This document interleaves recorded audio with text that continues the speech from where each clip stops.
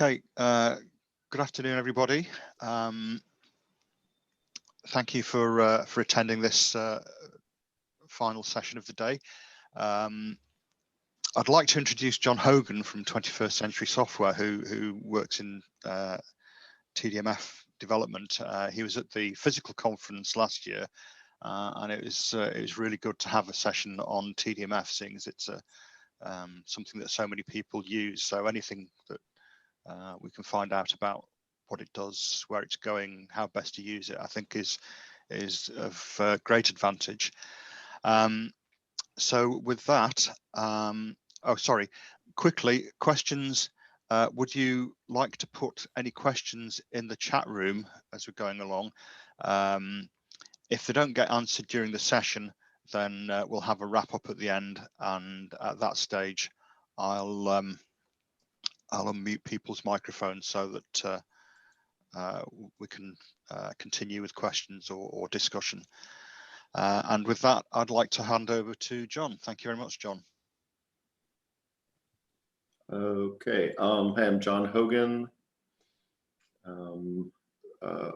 Let's making sure this is all working right. I thought I would see in the video there. Okay. Okay. So yeah, I'm John Hogan. Work on TDMF and other products from 21st Century. TDMF is originally an IBM product. 21st Century is an IP partner with IBM. And you know, TDMF, for those of you who are familiar with it, TDMF has been around quite a while. So we're just going to kind of jump into it. We're going to talk about how TDMF works, how to use it, day-to-day uses. I like the day-to-day uses because we're interested in that, and we want to know how you are interested in maybe using it every day. Also with your DevOps, what we found recently is that people want to be able to clone environments and move them over and use them for test environments. So we're going to go through this part a little bit fast. This is the part that, you know, if I didn't do this, my boss would be on me. But you know, we talk about why are we moving it? Why are you moving data? For new technology, refreshes, digital transformation, all of your applications are kind of moving over there. Everything is going digital, as we know. You got the 24/7 thing, outages, all these things. So TDMF is transparent. That's the biggest part about it for me, is that it's transparent. It moves the data without anybody having to have downtime with it. So, and this part here I like to talk about a little bit, is the succession of skills and the mainframe environment and moving towards that. That's something that 21st Century is committed to. We're to bringing in people, younger people, and kind of training them in the mainframe area and working to that for the future, so that there will be mainframe in the future. It's got a lot of applications running on it, and we were really interested in that that area. You know, what are the clients asking for? Hardware upgrades, right? That's where TDMF came in.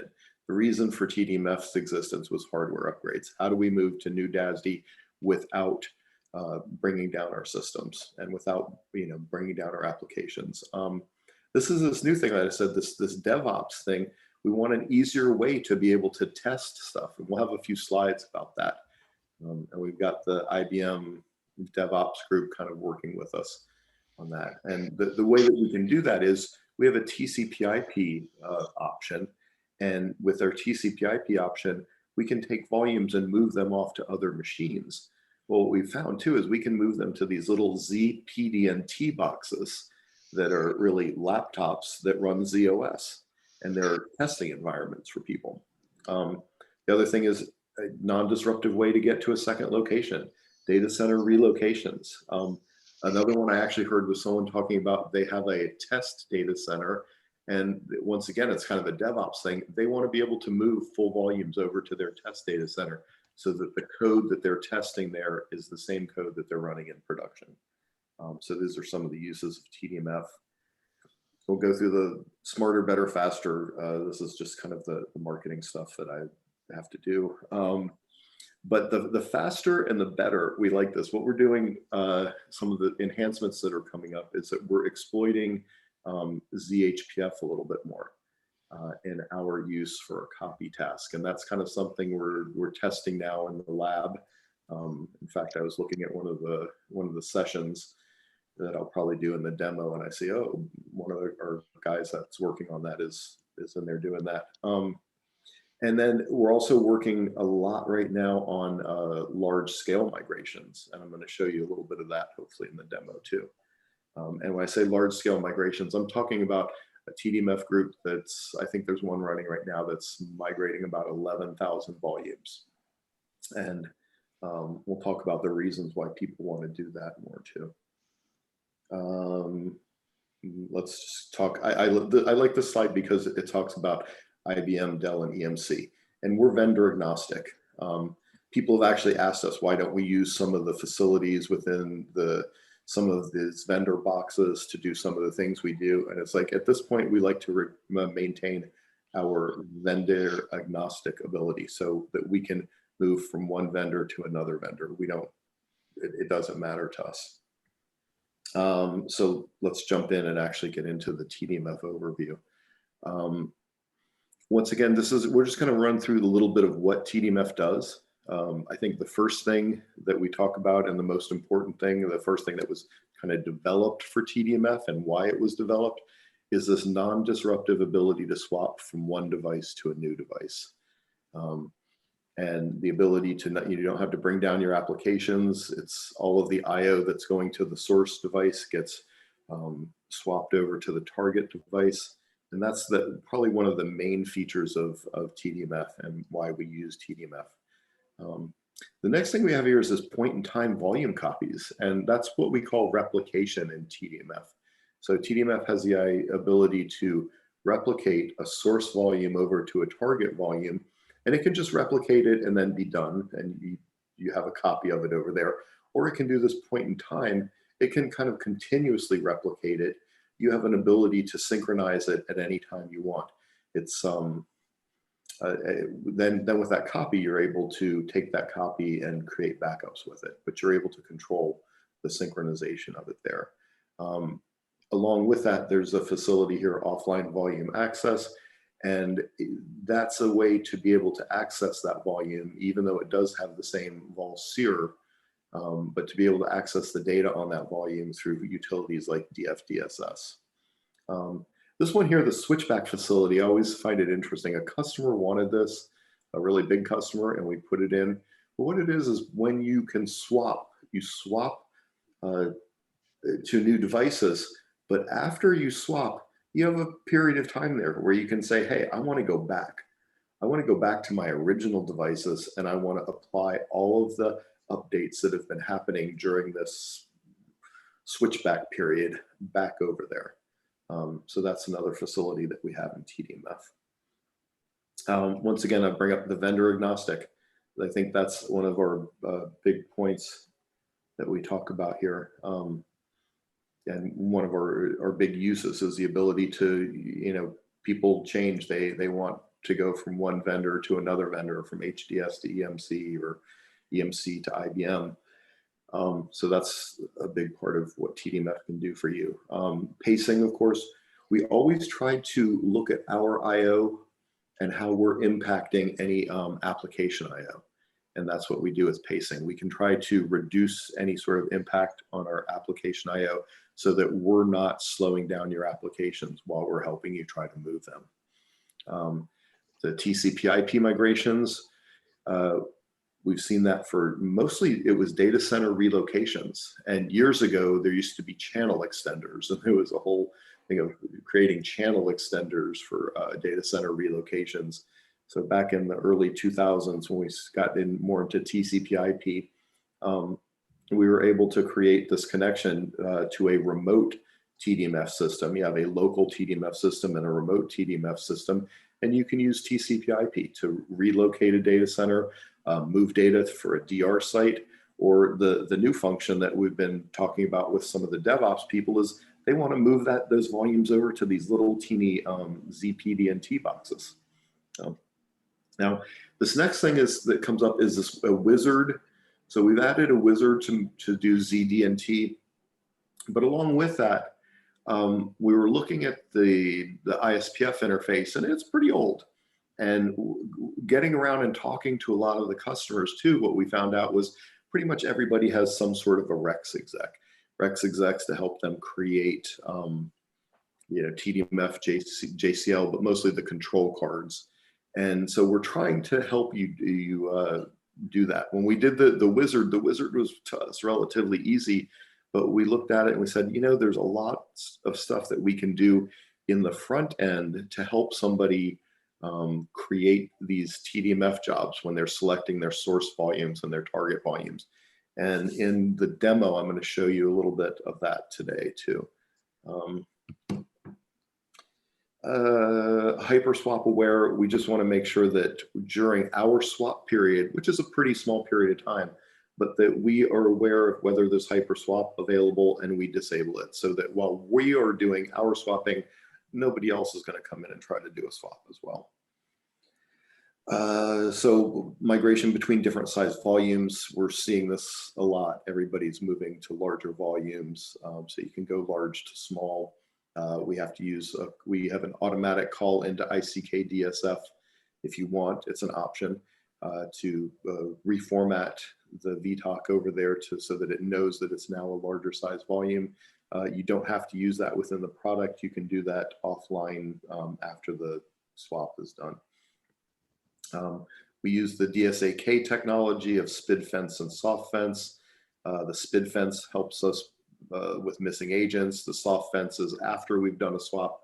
We want to make sure that nobody is using the old data. And then ZVM.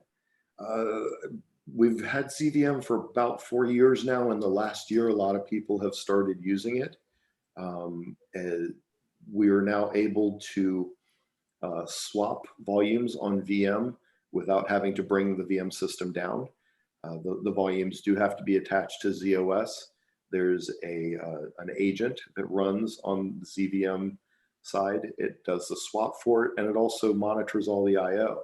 So we had a really large scale migration back in May or so of this year with the customer doing that. And the interesting thing about that is, so under VM, then of course they have sometimes hundreds, thousands of these little Linux applications. I call them little Linux, it's not ZOS, so it's over there running. So it's a pretty interesting thing that we're moving the VM volumes, and all of these applications are non-disruptively getting moved to the new technology.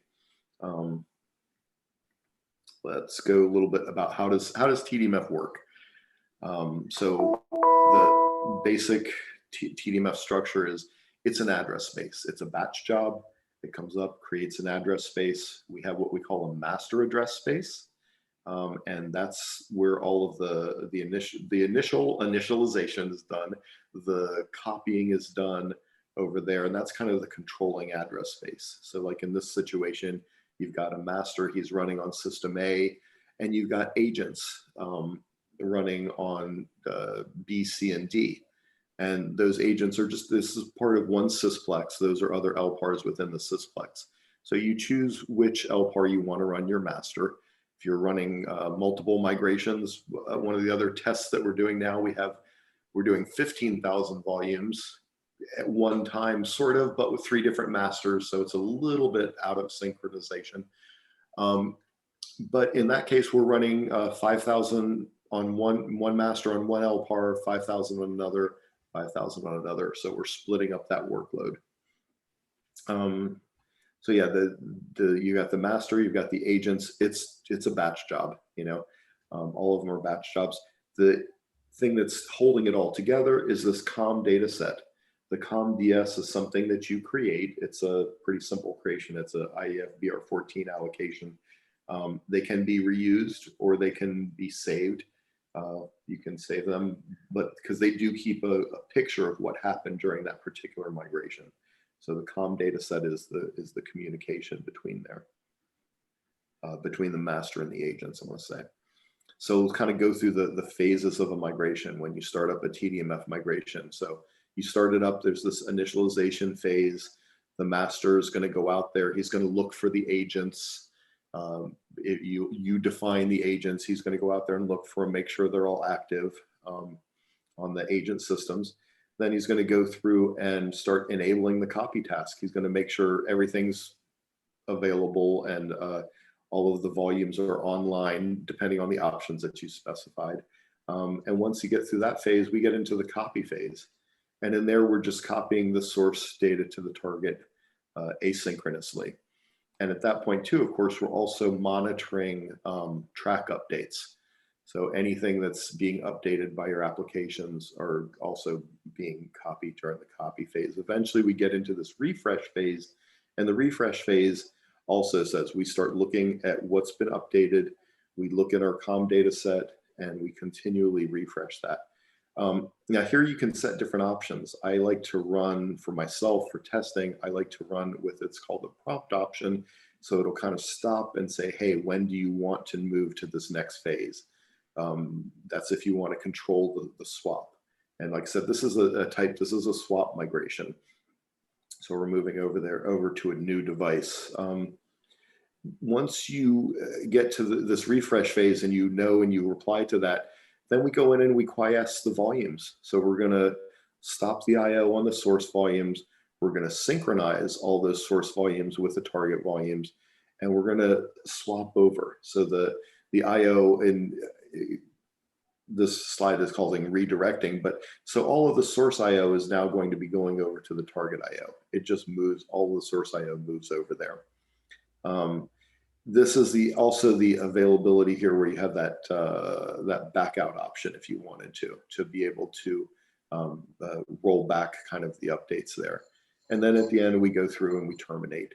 So a lot of this, if you don't want to control this area between the quiesce and the terminate, you don't have to. You can just let volume swap, and you just run it, and there's no additional intervention in it. So that's the swap migration. That's moving a full volume over to a source volume over to a new target volume, new device. The next thing we have here is replication. This is a form of replication. So you can replicate to a remote master via TCP/IP. And the phases for this are pretty much the same. We go through that initialization, right? We've always got to make sure that we've got our source online. In this case, though, the initialization is going to go out and say, hey, is there a remote master on this TCP/IP link that's running over there? So we've got actually like two masters. You've got a local master and a remote master over there. The remote master, though, is just going to be a receiver of data, and it's going to go through the TCP/IP link, receive the data, and put it out there onto those devices, on the target devices. But same phases then. It goes through the copy, goes through the refresh. And here, if you're doing something like a data center relocation, what we find here is that what you're doing here is you're going to start shutting down your source location, right? Because in this case, you've got a source volume on one system, a target volume on another system. In a data center relocation, you would bring this down. You would just start shutting down your applications, let them synchronize. You go through the synchronization step, and now all of your data is over here on this target system or remote target system. If you're doing this in a ZPDNT sort of environment for DevOps, you're not going to shut down your application. You're just going to move it over here, and you have an intact synchronized copy of that volume. And like I said, what they're doing it for the DevOps reason is they have, say, a particular version of DB2 and applications, and all of that sits on certain volumes. They want to make sure that they can replicate those programs over onto these other boxes, so that when they're testing, when they're doing their testing, they're doing exactly with the code that they're running in production. So we talk about, they generally in DevOps environment, we talk about moving code over there. We don't move data. Of course you can if you want, but anyway, we'll stay out of that topic. So the swap migration, a little bit more detail about swapping, moving from one device to another device. This is a little bit more what it looks like. I just want to, we always say that the application, so the application is writing to the source volume. In this case, for source volumes on line 01, it's on unit Fox 1212. it's on a something with a few more characters in there. Anyway, and it's moving over to this other unit. So it's performing the copy to the target device. The data on the device gets to synchronize with the source. The applications are still continuing to run. Then at the end of this, the source volume comes offline, and you have options here too, and we'll talk about that, the SPID fence. This is where SPID soft fence would come in. Soft fence would come in. Thank you. I've got Mike Moss on this as well, and he's our level 3 expert guy who's seen all of this. So if I misspeak, he may jump in. So yeah, this would be a soft fence, and this would prevent other systems from accessing that, because now we know that online 01 is going to be over here on this other unit. And during this case, like we talked about earlier, if you're going to a larger device, you can use the ICK DSF reformat option of TDMF, or you can run it manually when you're done. The device is still available. It's just the new size of the device isn't known yet. So you wouldn't be able to start allocating data sets on the larger, the new portion of the device. So hard for me to say what that is. Anyway, replicate. So the difference of swap and replication. Replication is a little bit more to me like a backup. It's a point in time copy.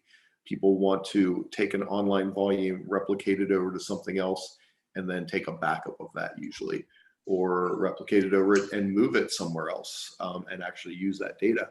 This one, I found what an interesting use that a customer came up with was they've got these Linux systems that run under VM, and they've got hundreds of them. So I think they said they had 170 of these things, these Linux volumes, and they want to make their Linux systems, once again, to be consistent all over.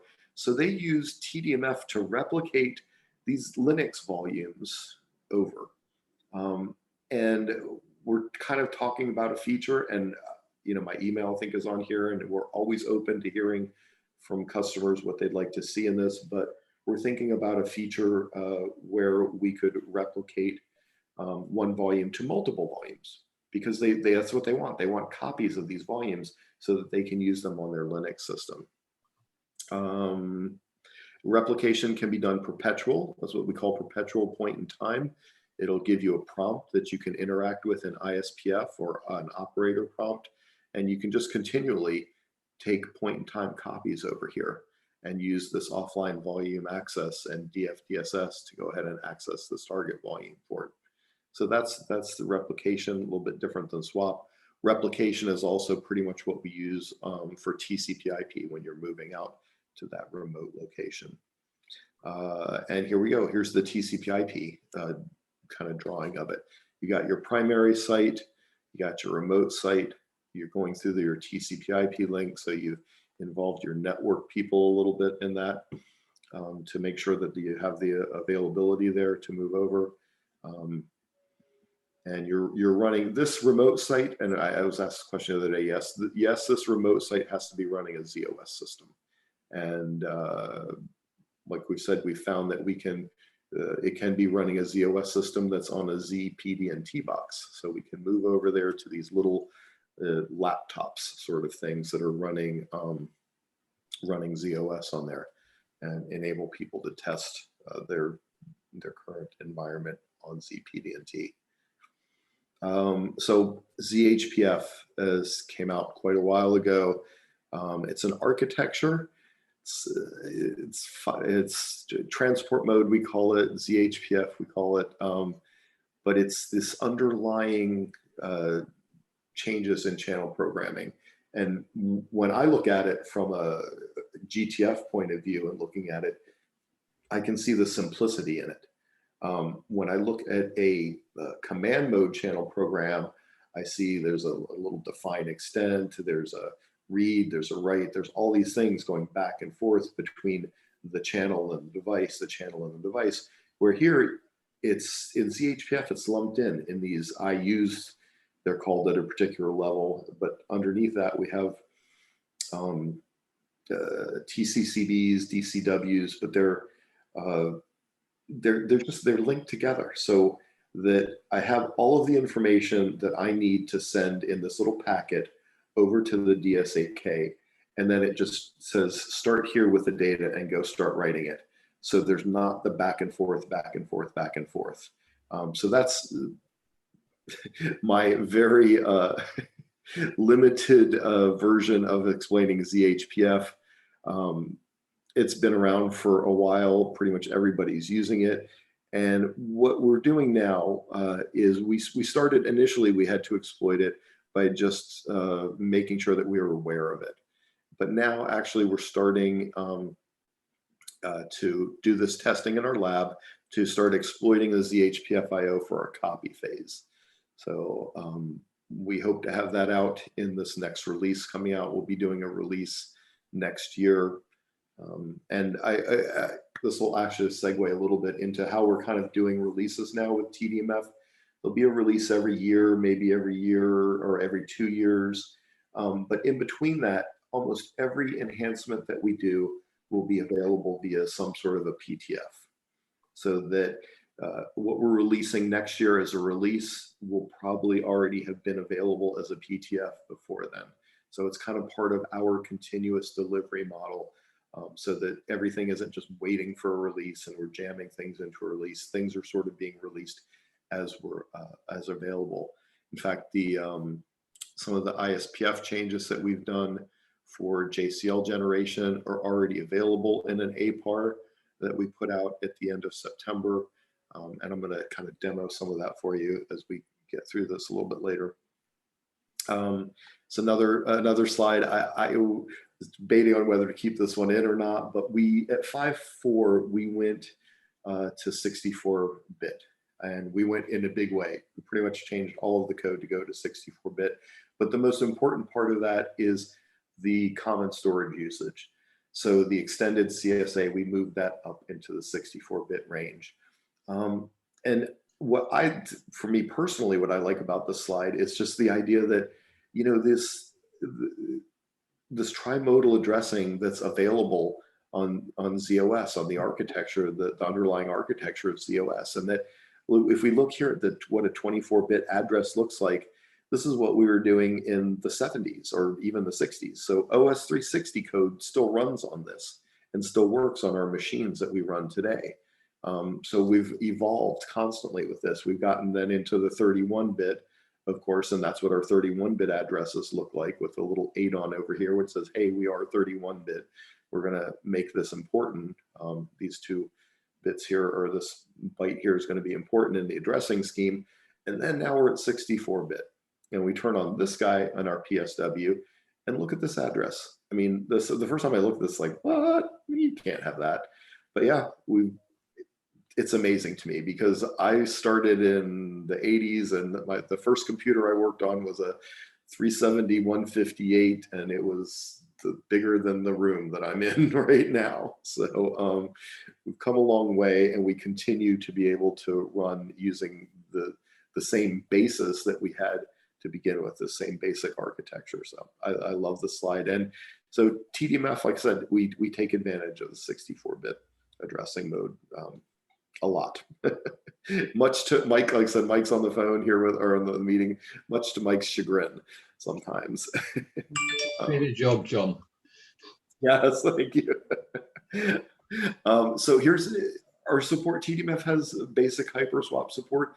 And when I say that, what we're doing is we're just able to detect Hyperswap.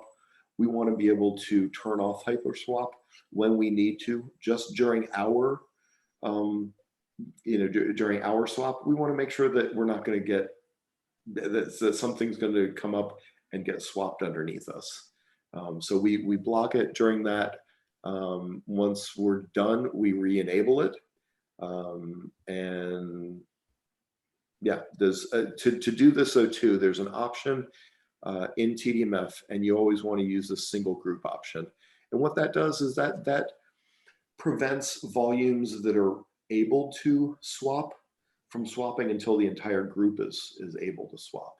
So it runs the series of volumes that you specified, the source and target volumes. It takes them as a group and it runs the whole thing as a single group. And that's an important part of this kind of large scale testing that we've been doing recently and that customers have been asking for, because they want to have this environment. They want to have all of the disks on their source volumes to be completely synchronized before they move to the target. And there's a slide coming up that I'll show you a little bit more about why they do that.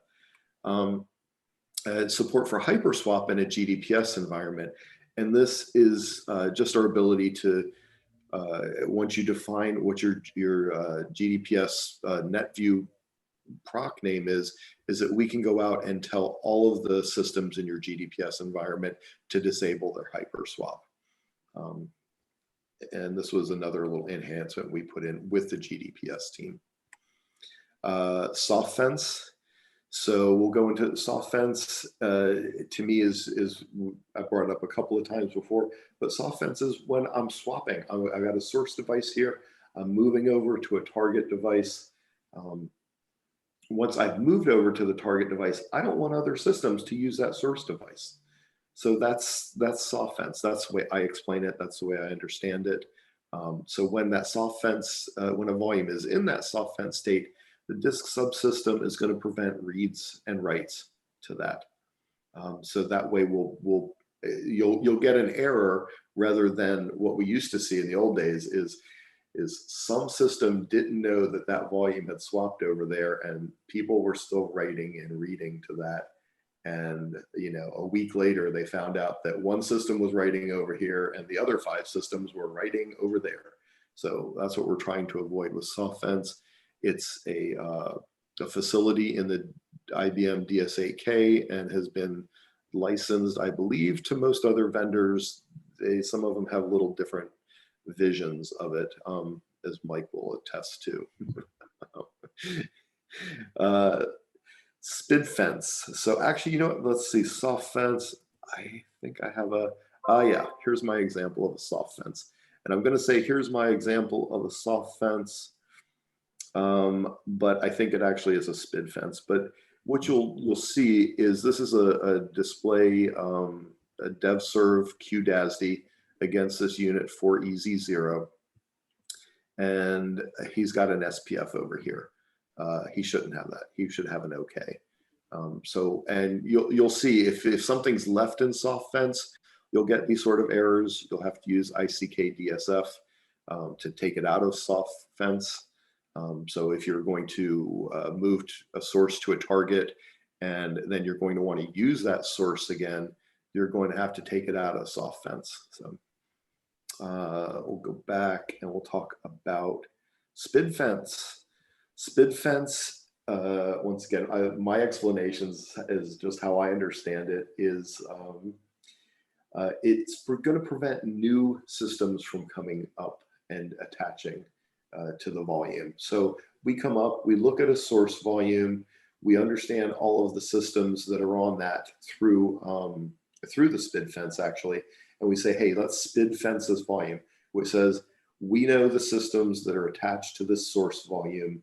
We don't want any other new systems coming onto that volume, coming online to that volume. And we do that during the beginning of a swap migration so that nobody will come in. Nobody will come in without a TDMF agent running on it. At the beginning of it, we determine how many systems are attached. We determine how many agents are running. We make sure that everybody's in sync. Then we're able to now put on the SPID fence that says, hey, we don't want anybody else attaching to this volume because we don't know if they have an agent on it. We're in the middle of swapping and copying this. So this is also something that was a technology from the DS8K. Once again, it's licensed out to other vendors. So sometimes we see people with the other vendors have a little bit of a different viewpoint on this, or it comes in a little bit different. But they're optional parameters in TDMF, and they're there just to be able to help you ensure or try to help ensure that we're maintaining integrity while we're moving volumes. It's kind of a history here of maximum volume pair limit. I think I said a few times that we're doing these like large migrations right now. That's a big thing that our team is working on. And you know, what we're seeing, what we saw originally, old TDMF architecture was 512 volumes max. Okay, and TDMF was developed originally in about 95, 96. And so over the years, we've been slowly changing that underlying architecture on how to do that. You know, we had to change this underlying architecture to do it. So at 560, we still had 512. We moved that up into what we call theoretical, and it's still theoretical, 65, 535. But of course, fixed storage frames are going to be increased. The amount of storage that we're going to use during this is going to be increased. And then we got into 5.0, and at this point we could test, this was last year, 4,500 volumes we were able to test in the lab. And where did my next slide go? Oh yeah, okay, this is my next slide. So, but now we're in 5.90, we have a new option called IO buffer pool. So during some of our phases, we're able to share the buffer between other copies so that each pair doesn't have its own copy. It says here we're doing 8,000 groups in the lab. Let's see if it's still over here. I can show you crazy, I call him crazy, crazy QA guy. If you see over here right now, this is a TDMF session monitor, and it's 11,524. So they're all in a synchronized state right now. I dare go over to, oh, those are ending. Yeah, so he just started this massive migration up for me so that I could show you a little bit and look around.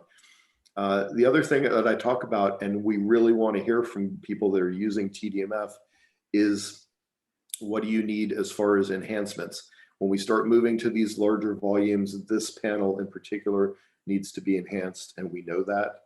But anything that you guys are interested in with that, please feel free to email me directly, and we'll look at that and see what we can do. So this is a little bit more reason, why are we doing these large scale things? Well, we've got this one DS8K and we're moving to a new DS8K. But underneath the covers, it's got some sort of, and I'm just going to say some sort of, it's got a connection.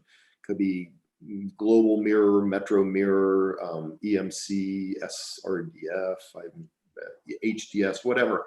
It's not just the DS8K. It's not just the one DS8K we're moving to the other DS8K. It's got these remote DR type DS8Ks back here, which are copies of it. And these people now, these customers now want to move all, they said, like, we want to move all this. We want to keep complete synchronicity between this and this at the same time. Like, okay, so we're working on it. This is, to me, the really kind of cool and exciting stuff that we're doing with TDMF. But at the same time, other people like using TDMF. I saw one of the IBM Lab Services guys, and he's moving 25 volumes at a time.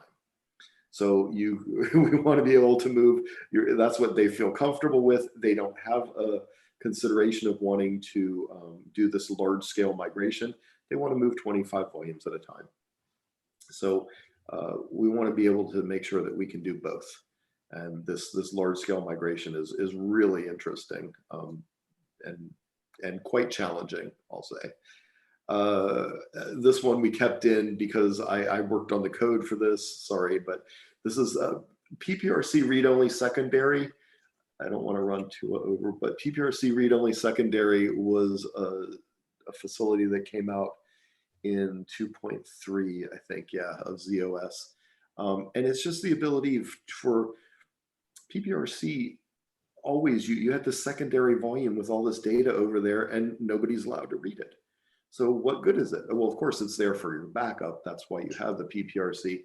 But this was a facility in the operating system that allows you to read that, to access that data.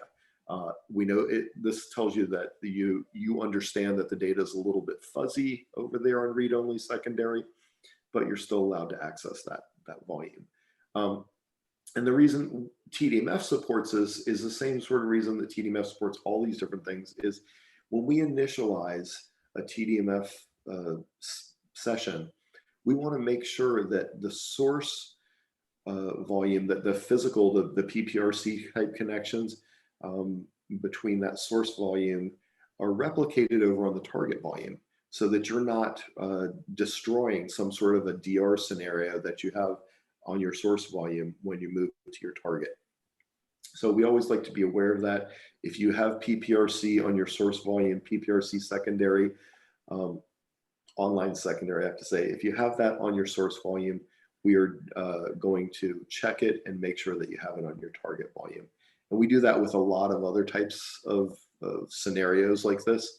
And we also now have parameters that can override it that says, hey, you know that you're moving to a target volume that doesn't have the same underlying topology, that's my new word, of the source volume.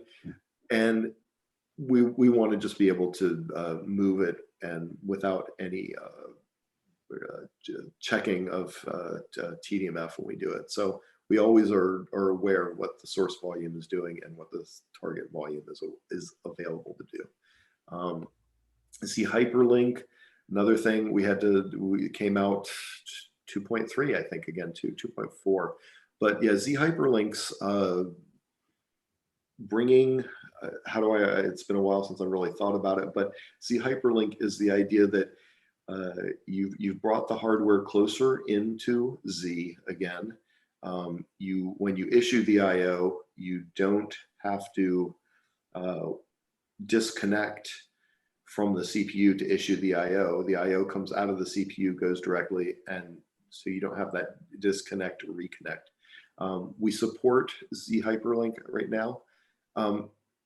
My question with that always is, if you've done a lot of work to set up a Z hyperlink, you're probably going to be migrating to another Z hyperlink device.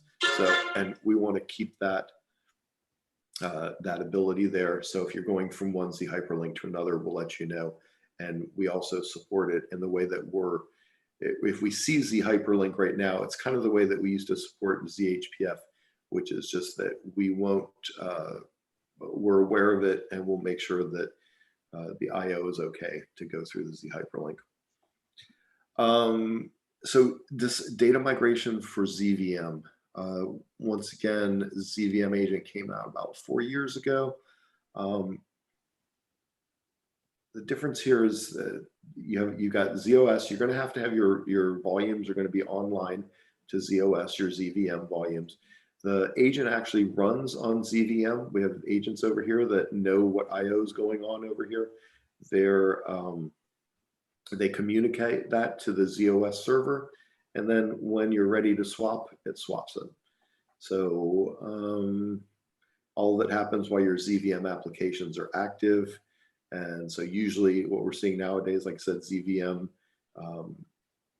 is underneath the ZVM, you're generally running some sort of Linux boxes. New in 5.9.0 was this buffer pool option. The buffer pool option, improved reporting, and we're going to work on that a lot in the next year. We got a lot of stuff going on in our reporting, especially when we get to these larger scale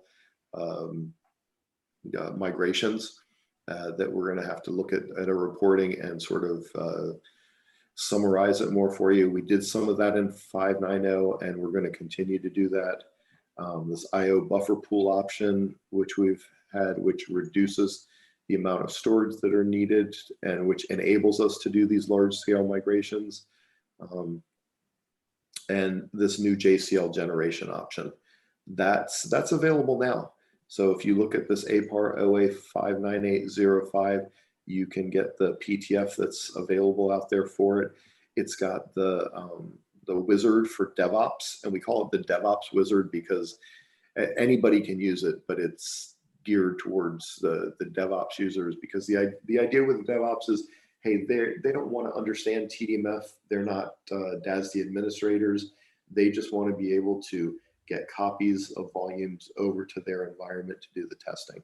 So we put in a wizard that's going to be basic for people, so they won't really have to have a lot of knowledge of TDMF to be able to use it. And so that kind of segues into this development testing. And this is one of our, this came from our DevOps people that we've been working with. And the most important part here for us, for the TDMF aspect of this, is this to be able to have data synchronization. And they've got all of these things going on over here in their DevOps environment. And they know the volumes that they want. And they want to be able to bring that over to their environment. And that helps them be able to test. They can test early and often. They can test exactly what's going on in their production environment. So sort of problem recreation. I guess in here in the ZPD&T also, they're able to test the pervasive encryption type options over there. But the biggest part over here for us is just the ability to use TDMF in this environment for them to get the data over there in a synchronous manner and consistent. So here's a little bit more of a detail of what we're doing. And this is a lot, this is our TCP/IP once again. This is the use of TDMF's TCP/IP, and how do they want to take this whole the tool set that they run with ZD&T on these little boxes and move it over here to their environment. And that's the other thing is, in general, when you think about TDMF and you think about its usages, if it's ZD&T or if it's some sort of testing that you want to do, or disaster recovery, that's the really cool thing about the TCP/IP. Remember the old days, we used to send a bunch of tapes to a DR site, you know, and we're going to go over there and test. Well, you can use TCP/IP connection to test and to move data over to other sites. So we're just going to go through a few scenarios a little bit again of use cases, right? And we're going to move data from a primary site to a secondary site for disaster recovery. That's one of the solutions there. Of course, new technology. That's another use case that we always have here. This one here is consolidating heterogeneous. It's like, hey, I've got EMC, I've got HDS, you know, I've got IBM, I want to go to one. And then still workload balancing. You know, we got too much on this DSAK, I want to move it over to this other DSAK. So these are, this is the TCP/IP option. The other ones here are a swap, usually would be some sort of a swap options. But we also, like I said, we want to know what you want. When we were able to do this in person, it was great. Last year, we were able to just sit around afterwards and kind of talk about what was going on. And I'll tell you, the option of the new JCL Generation thing came from a talk like that we had with some other people at a Tech U. People that were talking about, you know, they have all these Rex execs out there that are done that create TDMF JCL, and how can we sort of help them with that and allow the product to take on some of that burden rather than them coding that. And the other thing is that the idea that we're, you know, changing and bringing in new people, and the new people don't necessarily have, sometimes they don't have the rec skills, they don't have some of the other skills. And so we just are wanting to be able to do that with the product itself rather than having to, you know, force people to write recs and do these other things to create our control cards. This we'll talk real quick is volume consolidation. So we do have another product that does data set level consolidation. That's a ZDMF. And when we're talking about migrating, we might look at 3 volumes. You may have 3 separate volumes here, 1, 2, and 3. You're going to pick one of these volumes, the one that has the most, what we call 24/7 data on it, TDMF it over here. You can then disable these guys, and SMS, of course, will start filling in this new volume, but you could also use a data set level migration product. So this is the kind of the next slide here. So we've TDMF'd the first volume over here to volume 1. You're going to disable volume 2 and 3, And as your applications run, this guy's going to fill up. At the end, you may still have some data sets that are left, and you could use ZDMF or some other data set level migration product to be able to move over there. So let's see, we've got, yeah, I'm kind of running long. I talk a lot, sorry. We'll try to jump into some demo stuff. So I got some stuff running over here on one of my systems. I just want to show first this. So this is the part I like the most. This is our new JCL Generation. It's got the different idea. You got the option here of a replicate, a swap, a TCP/IP. So your migration type is there. You've got your syscom data set in here and your storage class. That's pretty much all you need to enter in here. You've got some of the main options are here. What I liked mostly about this, and what I really wanted the guy that was developing this to work on a lot for us, was the ability to go out and look at your source and target volumes. So I'm just going to say dog28 asterisk as my source volumes, and my target volumes are units, actually unit addresses are dog31 asterisk, and these are kind of random. I picked this morning looking around. So I'm just going to, I've got this string. I'm going to say dog28 and 0 to Fox and dog31 asterisk, and let's see what he says about that. So these are the source volumes that are on those units that are online. So I got that. I'm going to go ahead and take all of these source volumes, and yeah, 3. And he's good. So he goes out to the unit address and gets the volume for you, and then gets the target volume. So this is an easy way for us to help you generate JCL to move from a source to a target. And it also gives you some information about it. Like I said, this was just sort of random. I just picked some units that I wanted today. So I got to see like, hey, look, the capacity is too small. If they're offline or online, it'll tell you, it'll give you different error messages and information there. I should be able to, let's see if I can just generate some JCL from here. Oh, I'm going to do a replicate. So, and in the JCL generation here too, it's looked out and it said, hey, I'm running on TDM1 now. And do I want any of these other systems to be agent systems? I can select them or not. I'm just going to press enter, and it generates my JCL. It's just pops you up in a browse. You can then copy from here. You can do what you want to, to move it into another area. But this was something that hadn't. If you saw what the old JCL generator looked like, you would see how kind of amazing this is. And like I said, the reason this came about was going out and getting in front of customers again, and them talking to us about this and having all of these different Rex execs, and how could we sort of help them to do this. It also has the ability in here to import, so you can import other JCL. You can import a list of volumes in here.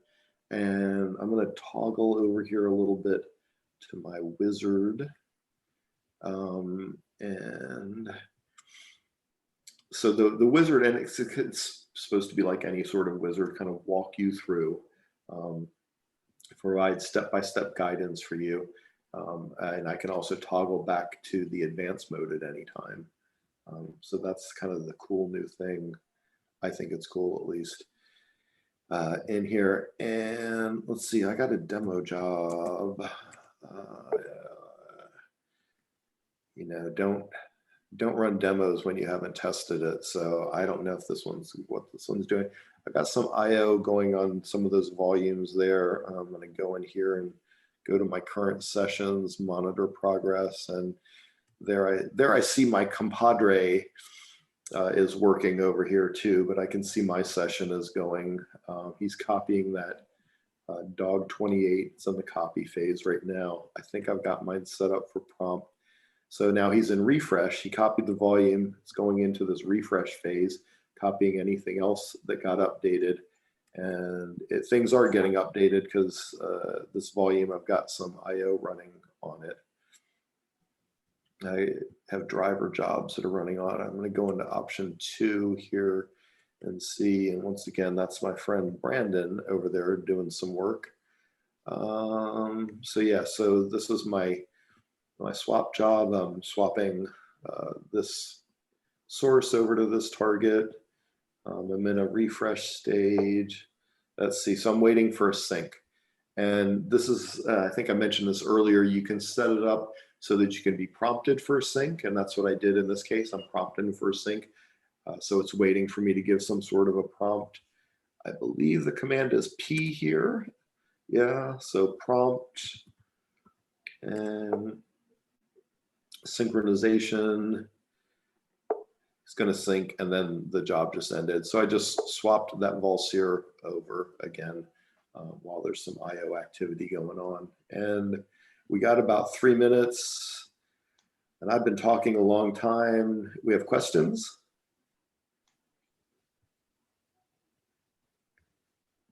Let's see, how do I? There aren't any questions in the chat room, so I'll turn on unmute. So if anybody wants to ask a question, then just unmute yourself and do so. We have a few minutes left.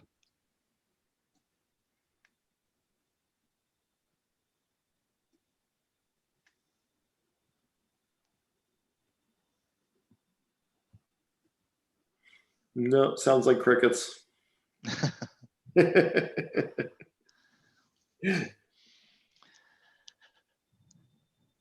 I chased them away. No, you didn't. Okay, so it looks like there aren't any questions. John, Mike, thank you very much indeed.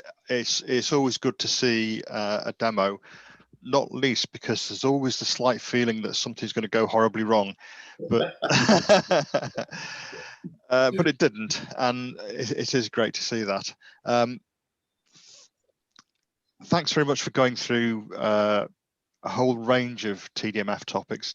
It's good to know what other people are doing and why they're doing it, and also what they're asking for. So I thought that was a great session.